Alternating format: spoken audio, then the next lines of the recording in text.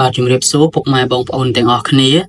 ថ្ងៃនេះខ្ញុំចង់នាំបងប្អូនមកដឹងអំពីបទល្មើសធំមួយចំនួនដែលបុគ្គលដែលហ៊ានប្រព្រឹត្តអំពើទាំងនេះនៅក្នុងប្រទេសថៃនោះពួកគេនឹងអាចទទួលទោសប្រហារជីវិតបានតែម្ដងអញ្ចឹងចង់ដឹងថាតើបទល្មើសធំមួយចំនួននោះមានអ្វីខ្លះកុំភ្លេចតាមដានជាមួយខ្ញុំទាំងអស់គ្នាបាទអញ្ចឹងយើងដឹងហើយថាប្រទេសជិតខាងរបស់កម្ពុជាគឺប្រទេសថៃនិងប្រទេសវៀតណាមគឺនៅតែមានទោសប្រហារជីវិតនៅឡើយនោះទេរហូតមកដល់ពេលបច្ចុប្បន្ននេះដូច្នេះថ្ងៃនេះខ្ញុំនឹងលើកយកអំពីបទល្មើសធំមួយចំនួនដែលនៅក្នុងប្រទេសថៃគឺអាចនឹងទទួលទោសប្រហារជីវិតប្រសិនបើយើងហ៊ានប្រព្រឹត្តបទល្មើសទាំងនោះបាទទោសប្រហារជីវិតគឺត្រូវបានគេចាត់ទុកថាគឺជាបញ្ហាដ៏ចម្រូងចម្រាសនិងស្មុគស្មាញបំផុតមួយដែលត្រូវបានគណៈបកនយោបាយទាំងអស់លើកយកមកពិភាក្សាគ្នាអស់ជាច្រើនសតវត្សមកហើយចំណែកឯនៅក្នុងប្រទេសថៃវិញការដាក់ទោសប្រហារជីវិតគឺមានលក្ខណៈស្របច្បាប់ពលគឺច្បាប់មានអនុញ្ញាតឲ្យប្រើនៅទោសប្រហារជីវិតនេះដោយត្រូវប្រើប្រាស់សម្រាប់បទល្មើសជាច្រើនផ្សេងគ្នាទៅតាមបទល្មើសជាក់ស្ដែងដែលអ្នកទោសទាំងនោះបានប្រព្រឹត្តប្រព័ន្ធច្បាប់ក្នុងប្រទេសថៃគឺបានអនុញ្ញាតឲ្យមានទោសប្រហារជីវិតនេះនៅក្នុងមាត្រាទី2នៃក្របព្រហ្មទណ្ឌរបស់ប្រទេសថៃចំណែកឯវិធីសាស្ត្រនៃការអនុវត្តទោសប្រហារជីវិតនៅក្នុងប្រទេសថៃគឺត្រូវបានគេអនុវត្តទៅលើអ្នកទោសដោយការចាក់ថ្នាំគីមីសម្លាប់ទៅលើអ្នកទោសវិធីសាស្ត្រចាក់ថ្នាំគីមីនេះគឺត្រូវបានអនុម័តឲ្យប្រើប្រាស់នៅក្នុងឆ្នាំ2003ដោយជំនួសឲ្យវិធីសាស្ត្រពីមុនគឺការអនុវត្តដោយការបាញ់សម្លាប់អ្នកទោសផ្ទាល់តែម្ដងប៉ុន្តែវិធីសាស្ត្របាញ់សម្លាប់នេះគឺវាមើលទៅហាក់ដូចជាសាហាវឃោរឃៅនិងព្រៃផ្សាយពេកអំពីភាពជាមនុស្សដូចគ្នាដូច្នេះ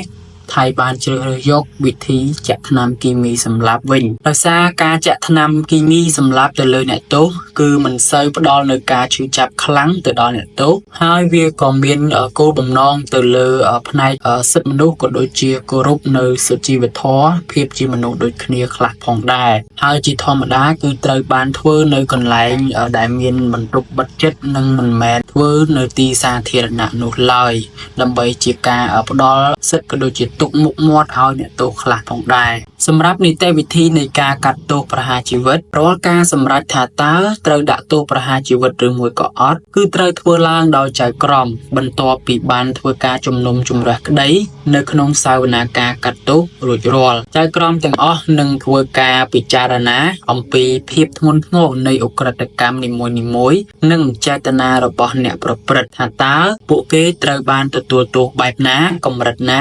ឬមួយក៏ត្រូវកាត់បន្ថយទោសវិញក៏មានដែរនៅពេលដែលទោសប្រហារជីវិតត្រូវបានប្រកាសចេញទៅជនជាប់ចោទទាំងអស់មានសិទ្ធិប្តឹងទៅឧទ្ធរណ៍ចំពោះការផ្ដន្ទាទោសទៅលើខ្លួននិងអាចប្តឹងទៅតុលាការជាន់ខ្ពស់បានថែមទៀតផងប្រសិនបើប្តឹងទៅឧទ្ធរណ៍ទទួលបានផលជោគជ័យនោះការកាត់ទោសអាចនឹងត្រូវបានបន្ធូរបន្ថយឬមួយក៏លុបចោលទោសទាំងអស់តែម្ដងក៏មានដែរបាទអញ្ចឹងយើងត្រឡប់មកវិញសំណួរមួយសួរថាតើទង្វើអ្វីខ្លះឬក៏បទល្មើសអ្វីខ្លះដែលអាចនឹងទទួលទោសប្រហារជីវិតនៅក្នុងប្រទេសថៃច្បាប់របស់ប្រទេសថៃគឺបានចែងថាជនណាដែលប្រព្រឹត្តរឿងទាំង6នេះឬក៏ទង្វើទាំង6នេះគឺគេនឹងត្រូវទទួលទោសប្រហារជីវិតដែលក្នុងនោះមានដូចជាទី1គឺទោសក្បត់ជាតិបាទទី2គឺករណីឃាតកម្មទី3គឺការប្លន់ប្រដាប់អាវុធទី4ករណីឬក៏អំពើភេរវកម្មទី5ការជួញដូរគ្រឿងញៀននិងទី6គឺបទល្មើសយោធាបាទអញ្ចឹងគឺទង្វើឬក៏បទល្មើសទាំង6នេះគឺជាបទល្មើសធំដែលអាចនឹងងាយទទួលទោសប្រហារជីវិតបំផុតនៅក្នុងប្រទេសថៃ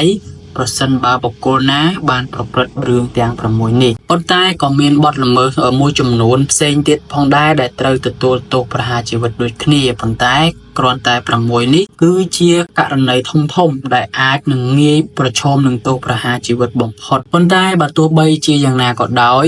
ភាពចម្រូងចម្រាសនិងការជជែកវែកញែកនៅតែត្រូវបានគេយកមកបន្តដេញដោលនៅក្នុងជួររដ្ឋាភិបាលហើយវានៅតែជាបញ្ហាដ៏ចម្រូងចម្រាសបំផុតមួយនៅក្នុងប្រទេសថៃផងដែរនិងក៏ដូចជានៅប្រទេសជាច្រើនមួយចំនួនទៀតនៅក្នុងពិភពលោកដែលកំពុងតែប្រើប្រាស់ឬក៏ អនុវត្តនៅទោសប្រហារជីវិតនេះដោយសារតែ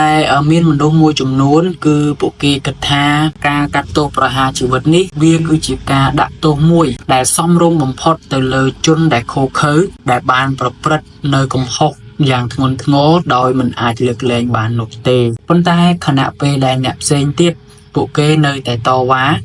នឹងថាវាគឺដូចជាសាហាវខុសខើពេកសម្រាប់អនុវត្តទៅលើមនុស្សដូចគ្នាឬក៏អ្នកដែលបានប្រព្រឹត្តកំហុសទាំងអស់នោះបាទចំណែកអ្នកដែលគ្រប់គ្រងពេញទំហឹងទៅលើ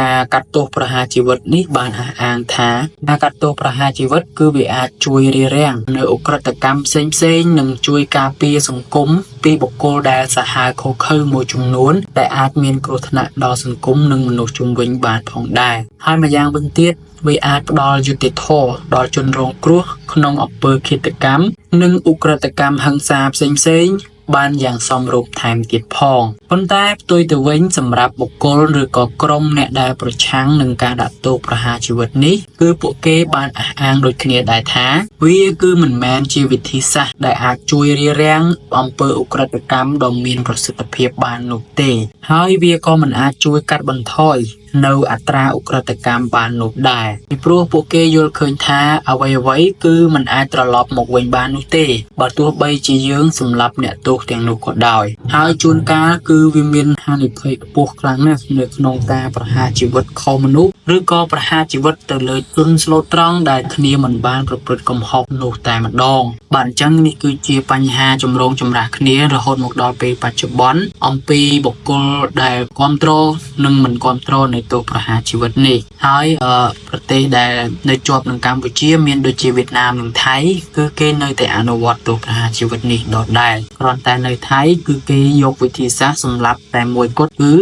ចាក់ថ្នាំសម្លាប់ដូច្នេះវិធីចាក់ថ្នាំនេះគឺវាមើលទៅមិនសាហាវខុសខើនោះទេអញ្ចឹងបងប្អូនទាំងអស់គ្នាយល់ឃើញយ៉ាងណាដែរចំពោះការអនុវត្តទោសមួយនេះបងប្អូនអាចខមមិននៅក្នុងខមមិនខាងក្រោមអំពីការយល់ឃើញរបស់បងប្អូនទាំងអស់គ្នាបានអញ្ចឹងថ្ងៃនេះគឺខ្ញុំមានព័ត៌មានប៉ុណ្ណឹងដើម្បីចែករំលែកចាំជួបគ្នានៅវីដេអូក្រោយជាបន្តទៀត